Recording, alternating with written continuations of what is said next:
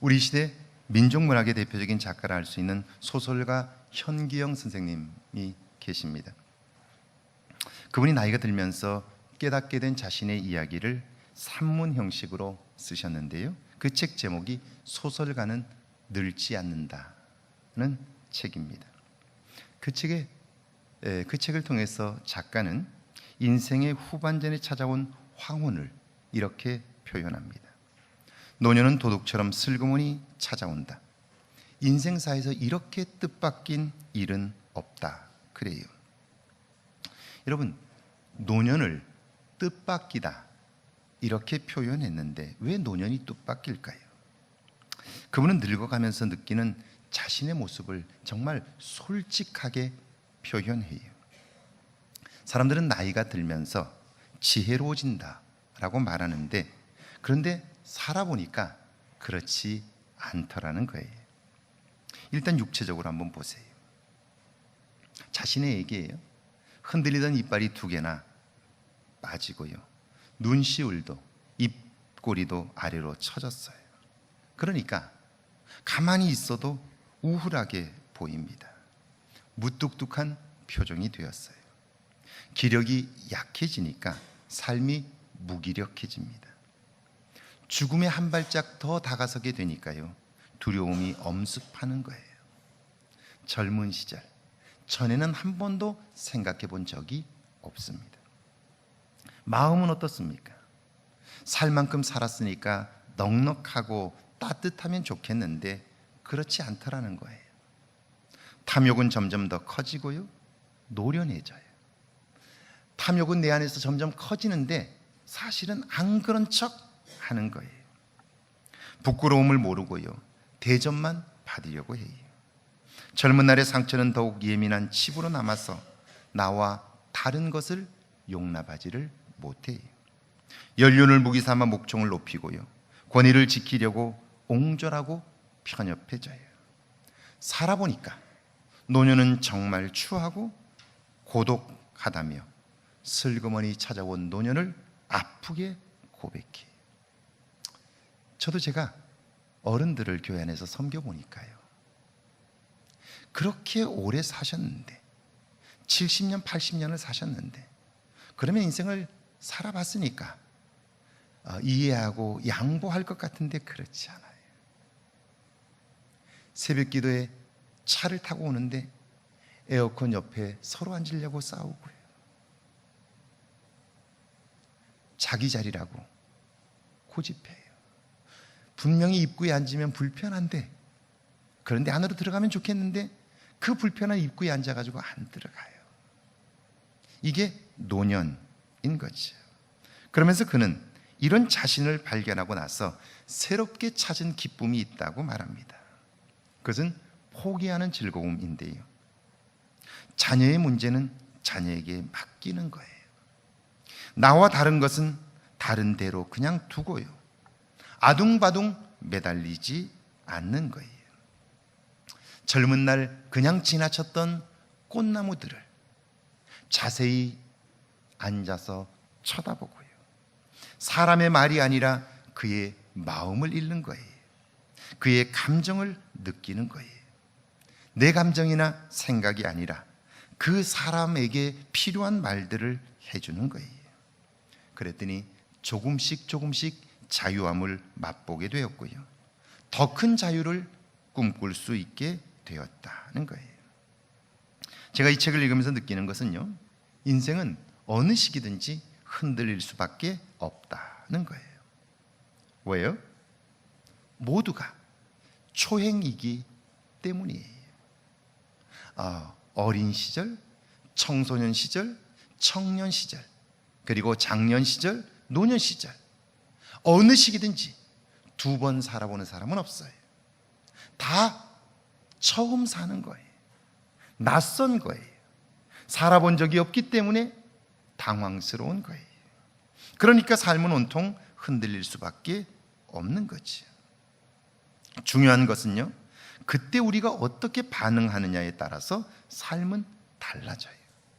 점점 더 행복해질 수도 있고요, 불행할 수도 있어요. 여러분은 여러분의 삶이 흔들릴 때 여러분은 어떻게 반응하십니까? 오늘 구약에 보면 욥의 상황은 우리가 이미 알고 있어요. 고난으로 인하여 그의 삶이 온통 흔들리고 있어요. 앞이 보이질 않아요. 그런데 그는요, 놀랍게도 그 상황에서 우리의 삶이 흔들릴 수밖에 없는 몇 가지 이유들을 이야기해요.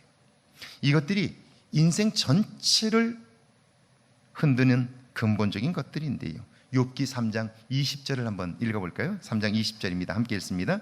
어찌하여 고난당하는 자에게 빚을 주셨으며 마음이 아픈 자에게 생명을 주셨는가? 여러분, 고난당하는 자, 마음이 아픈 자를 욥이라고 한다면, 그러면 생명을 주신 분은 누구일까요? 당연히 하나님인데요.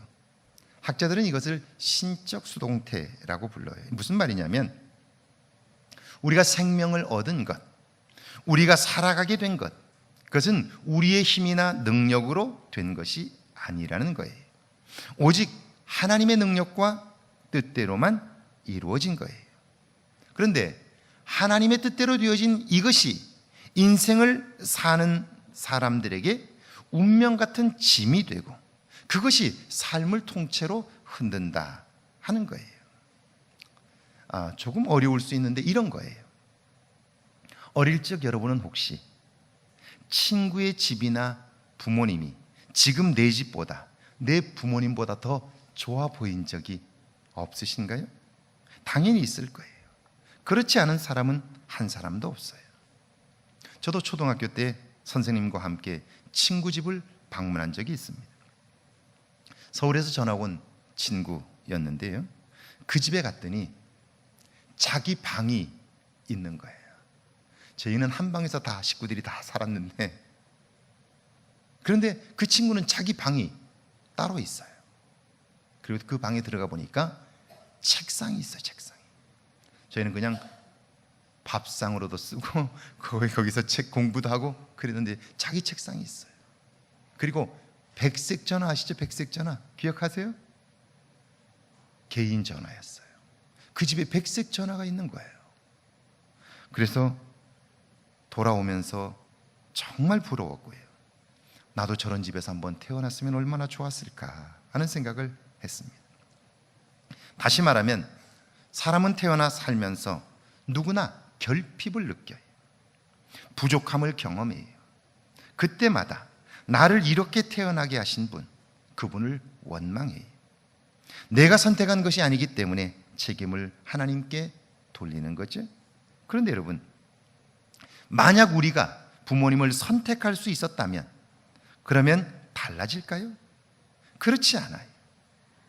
여러분, 만약 우리가 부모님을 선택한다면 우리 눈에 좋아 보이는 부모들만 다 선택하니까 서로 싸움이 생기지 않겠어요?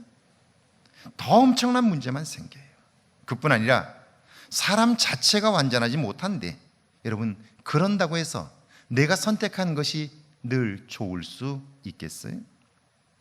그러니까 우리는 성장 과정을 통해서 우리 속에 결핍감을 새겨놔요.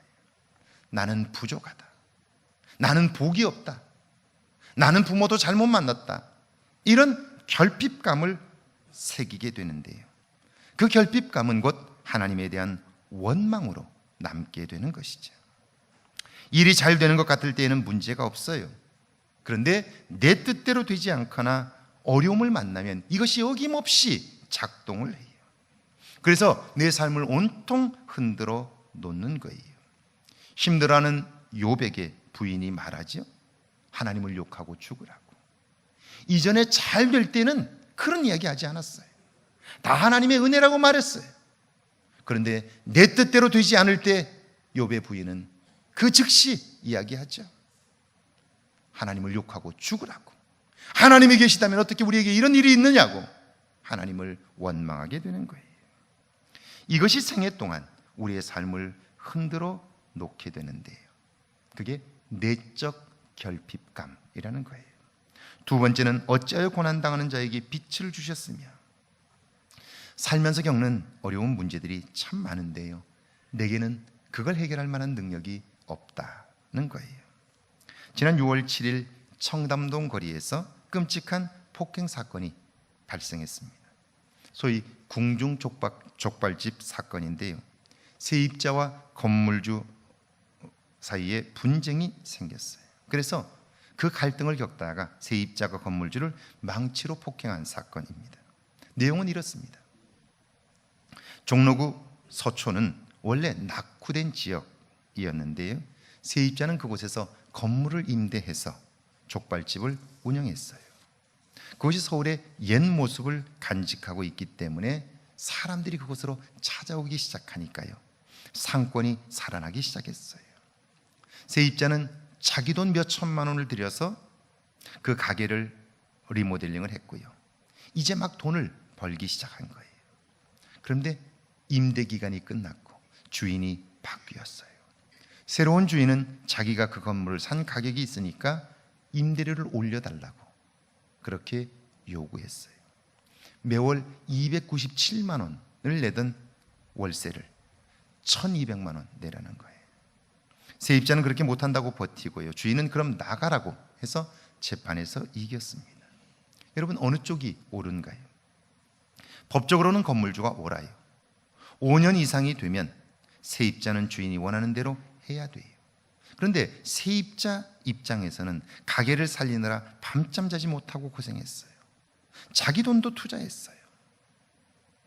그 기간 동안 불과 이제 한 2년 장사를 하는 거예요. 이제 막 돈벌이가 되는데 나가라니요. 사람이니까 양심의 법도 있잖아요. 억울하고 분통이 터지죠. 여러분, 우리가 살면서 겪는 해결할 수 없는 문제들이 얼마나 많은지 몰라요. 인간의 무능력, 이것이 우리의 삶을 온통 흔들어 놓는 거예요. 그뿐 아니라 욥기 3장 21절과 22절을 같이 한번 읽어볼까요? 21절과 22절입니다. 함께 했습니다. 이러한 자는 죽기를 바라도 오지 아니하니 땅을 파고 숨긴 보배를 찾음보다 죽음을 구하는 것을 더하다가 무덤을 찾아 얻으면 심히 기뻐하고 즐거워하나니. 이러한 자는 누군가요? 살면서 문제를 만나지만 그 문제를 해결할 수 없는 사람들, 그래서 삶이 온통 흔들리는 사람들이죠. 그들이 입에 달고 사는 게 있어요. 그것은 죽겠다는 거예요. 바빠서 죽겠고, 힘들어 죽겠고, 어려워 죽겠고, 없어서 죽겠고, 미워 죽겠고, 미쳐 죽겠고. 여러분, 그런 눈으로 보면 어때요? 죽을 일이 천지잖아요. 그런데 죽는 게 쉽나요? 죽지 못해서 사는 인생, 삶이 온통 흔들릴 수밖에 없는 거죠. 그러다가 누가 죽었다는 소식을 들으면 어때요? 죽은 사람은 좋겠다. 죽은 사람을 부러워하는 거예요. 살고 있으면서 죽은 사람을 부러워하는 인생. 그런데 정작 여러분, 그 죽음이 뭔지 아나요? 죽음에 대한 무지, 이것이 삶을 흔들어 놓게 되고요. 두려워하게 되는 거죠. 그렇다면 여러분, 이런 이유들로 인해서 삶은 근본적으로 흔들릴 수밖에 없는데요. 그렇다면 이런 때에 견고히 설 수 있는 방법은 무엇일까요? 욥은 이런 때에 어떻게 생각하고 반응을 할까요? 욥기 3장 23절입니다. 같이 한번 읽어볼까요? 23절 말씀입니다. 하나님께 둘러싸여 길이 아득한 사람에게 어찌하여 빚을 주셨는가? 조금 어렵게 되어 있어요. 욥이 고난을 통해 발견한 것은요, 인생은 아무리 열심히 살아도 흔들릴 수밖에 없다는 거예요. 거기서 벗어날 사람은 없어요. 그래서 그는요, 이런 자기 자신을 보면서 탄식하고요, 동시에 놀라운 소망을 선포해요. 23절 말씀을 공동번역 성경으로 읽어보면 욥의 놀라운 통찰력과 소망의 메시지가 분명해요. 그는 이렇게 말해요. 빠져나갈 길은 앞뒤로 막히고 하나님께 영락없이 갇힌 몸이 되었도다. 그렇게 말해요.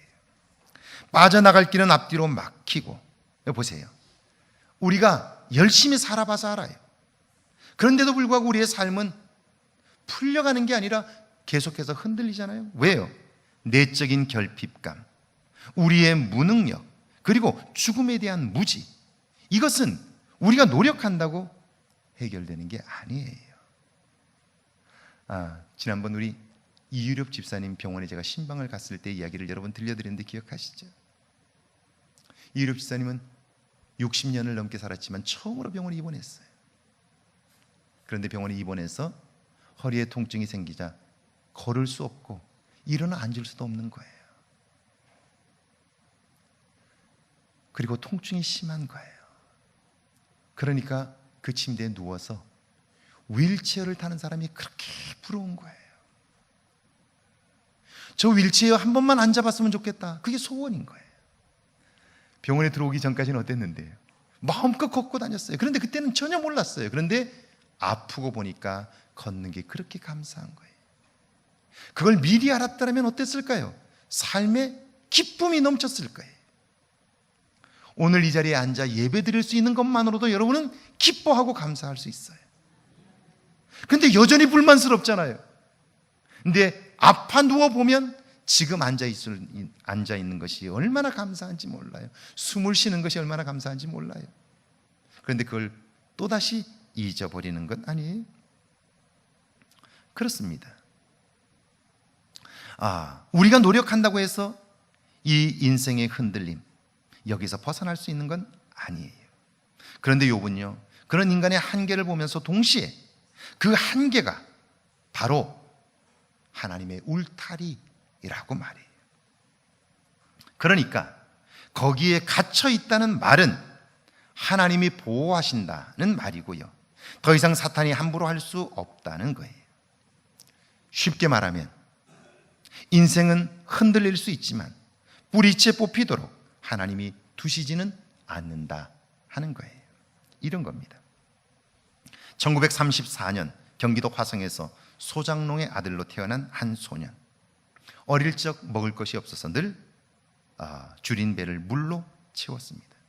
그런데 14살 되던 해에 그만 아버지가 돌아가셔서 가장 역할을 했습니다. 사는 건 더 어려워졌죠. 공부를 너무 하고 싶어서 스스로 독학을 해서 1950년 철도고등학교 입학시험을 치렀는데요, 유교가 나는 바람에 학교 문턱도 못 갔습니다. 결국 그는요, 시골에서 산에서 나무를 해다 파는 나무꾼이 되었습니다. 여러분, 이 소년 어떻게 되었을까요? 산속에서 나무나 해다 팔던 이 소년은 그의 남은 인생 어떻게 되었을까요? 여러분 생각에 그냥 그러다가 시골에 살다 죽었을 것 같은데 그렇지 않아요. 2005년 9월 6일 서울 여의도 국민일보 빌딩 강당에서는 수원 침례교회를 담임한 김장환 목사님의 세계 침례교 세계연맹 총회장 은퇴 예배가 있었습니다. 그 예배에서 김 목사님은 놀라운 고백을 합니다. 이렇게 얘기를 해요. 가난한 가정에서 태어난 것이 내게는 복입니다. 어려서 고생한 것이 하나님의 놀라운 은혜입니다. 절박한 상황, 해결할 수 없는 문제들을 만난 것이 내게는 새로운 인생을 살게 한 힘입니다. 그래요. 그러면서 어릴 적 이야기 하나를 들려줍니다. 어느 날 산에서 나무를 해가지고 내려오다가 수원 교도소 안에 주둔해 있는 미군들을 보았어요. 신기하니까 지게를 내려놓고 기웃거리며 안을 들여다봤는데요, 미군 한 사람이 그 소년을 지명해서 안으로 들어오라고 부릅니다. 들어갔더니 이 미군은 난로를 가리키면서 불을 지펴달라는 신용을 해요. 불을 붙이니까 연기가 나잖아요. 그러니까 그 연기가 맵다고 미군들은 다 뿔뿔이 흩어졌어요. 불을 붙여놓고 텐트를 보니까 텐트 안이 너무 지저분해요. 그러니까 이 소년은 늘 하던 대로 담요를 털어서 햇볕 잘 드는 곳에 널었어요. 식기와 흙 묻은 군화를 보고 깨끗하게 닦아 놓았어요. 늘 하던 거니까 너무나 자연스러운 거예요. 그런데 돌아온 미군들이 그런 그 소년의 행동을 보고 감동을 받았어요. 그중 칼 파워스 상사는 그가 미국에서 공부할 수 있도록 도왔고요, 소장농의 아들 김장환은 목사가 되어 세계 침례교 총회장을 역임하고 극동방송 이사장으로 활동했어요. 여러분 보세요. 그의 인생이 달라지는 계기가 뭔가요? 우리는 어렵게 사는 것, 힘들게 사는 것, 이걸 나쁘다고 생각해요. 그런데 그게 아니었다면 이런 기회가 온들 그가 그 기회를 잡을 수 있었겠어요? 아무것도 없이 미국에 가서 유학 생활을 한다고 생각해 보세요. 얼마나 힘들고 어렵겠어요? 그걸 어떻게 견딜 수 있겠어요? 힘들고 어려울 때마다 무슨 생각이 들었을까요? 아무리 힘들어도 나무에다 파는 것보다 낫다, 그러지 않겠어요? 저도 유학 생활을 해봤어요. 힘든 생활들을 겪어봤어요. 그런데 제가 그 힘든 유학 생활을 견딜 수 있었던 것은 제가 어린 시절 더 어렵고 힘든 시간을 보냈기 때문이에요. 그때보단 낫기 때문이에요. 그럼 보세요. 어린 시절의 가난이 복입니까? 화입니까? 가난한 부모님을 만난 것이 복입니까? 화입니까? 어려운 가정에서 성장한 것이 복입니까? 화입니까? 여러분, 나무가 흔들릴 때가 언제입니까? 뿌리를 깊이 내린 때예요. 뿌리가 얕으면 흔들리지 않고 뽑혀버려요. 그런데 나무가 흔들린다는 말은 무슨 말이에요? 그 나무가 뿌리를 깊이 내렸다는 말이에요. 마찬가지입니다. 삶이 비록 흔들리긴 하지만, 그래서 힘들고 어렵긴 하지만 욥은 생각하는 거예요. 내 삶이 흔들리는 것은 하나님께 뿌리를 내리고 있기 때문이야. 그분이 붙들고 계시기 때문이야. 그러므로 걱정할 필요는 없어. 할렐루야. 어떤 경우에도 하나님을 바라보고요, 그분의 도우심을 구하는 거예요. 오늘 신약의 본문을 한번 볼까요? 마태복음 5장 10절인데 한번 같이 읽습니다. 10절 말씀입니다. 의를 위하여 박해를 받은 자는 복이 있나니 천국이 그들의 것임이라. 의를 위하여 박해를 받은 사람, 여러분, 그게 어떻게 복입니까? 그런데 그 일을 하나님이 기뻐하시면 우리는 하나님을 얻습니다. 하나님과 함께하는 것보다 더 큰 복이 있을까요? 여러분, 반듯하게 살아가고 그리고 하나님의 뜻대로 살아가는 것, 그것이 내게는 조금 손해보는 것 같아요. 그러나 그렇게 살아감으로 우리는 하나님을 얻을 수 있어요. 할렐루야. 그러니까 그게 복이 되는 거예요. 11절과 12절 한번 읽어볼까요? 시작. 나로 말미암아 너희를 욕하고 박해하고 거짓으로 너희를 거슬러 모든 악한 말을 할 때에는 너희에게 복이 있나니 기뻐하고 즐거워하라. 하늘에서 너희의 상이 큼이라. 너희 전에 있던 선지자들도 이같이 박해하였느니라. 사람들이 다 끝났다고 하나님을 욕하고 죽으라고 할 때에도 아니라고, 아직 끝난 것은 아니라고, 하나님이 도와주시면 다시 할 수 있다고 말하다가 욕먹고 어려움을 당하고 모함당하고 힘든 일을 만나면 복이 있다는 거예요. 기뻐하라는 거예요. 왠 줄 아세요? 하나님께 받을 상이 크기 때문이에요. 하나님은 그런 사람을 통해서 이 땅의 소망과 아름다운 미래를 이루어 가시기 때문이에요. 그래서 13절에 보면요, 여러분, 소금의 모양은 똑같아요. 마치 사람이 겉으로 봐서는 다 똑같아요. 그러나 그 속에 무엇이 담겨 있느냐에 따라서 어떤 생각을 하며 자기와 다른 일들이 벌어질 때, 문제를 만날 때 어떻게 생각하고 어떻게 반응하느냐에 따라서 그의 삶의 미래는 달라지는 거예요. 그의 존재는 달라지는 거예요. 지금 어렵고 힘든 것이 여러분 나쁜 건가요? 지금 좀 고생하고 욕먹는 것이 반드시 나쁜 건가요? 그것으로 나의 내면을 새롭게 하고 더욱더 하나님을 붙잡게 된다면 그 일은 나에게 복이 되고요, 그때를 통하여 내가 준비되면 어떤 경우에도 소망의 말을 할 수 있고요, 새로운 은혜를 선포할 수 있게 되는 것이죠. 사랑하는 여러분, 오늘 여러분의 삶이 흔들리고 있습니까? 괜찮습니다. 하나님이 여러분의 삶을 붙들고 계시기 때문입니다. 그때에도 하나님이 하실 일들을 생각하고 그분의 도우심을 구할 때 하나님은 그런 여러분을 통하여 이 땅의 소망과 새로운 미래를 이루실 것입니다. 여러분 생각해 보세요. 욥이 수천 년 전 사람이잖아요. 욥이 만약 어려움을 겪지 않았더라면, 어려운 때에 하나님을 생각하고 그리고 믿음으로 반응하지 않았더라면 오늘 우리에게까지 욥의 이름이 기억되겠어요? 전해지겠어요? 그러니까 욥이 당한 고난은 그의 인생과 남은 역사에 복이 된 거죠. 할렐루야. 그 당시로 보면 그건 나쁘다고만 생각할 수 있어요. 내가 왜 이런 일을 겪어야 되느냐, 그렇게 생각할 수 있어요. 그러나 그게 복이 되는 거예요. 할렐루야. 그게 오늘 이 시대 사는 사람들에게도 소망의 메시지가 되고요, 그리고 능력이 되는 거예요. 저와 여러분에게 이런 은혜가 있기를 주의 이름으로 축원합니다.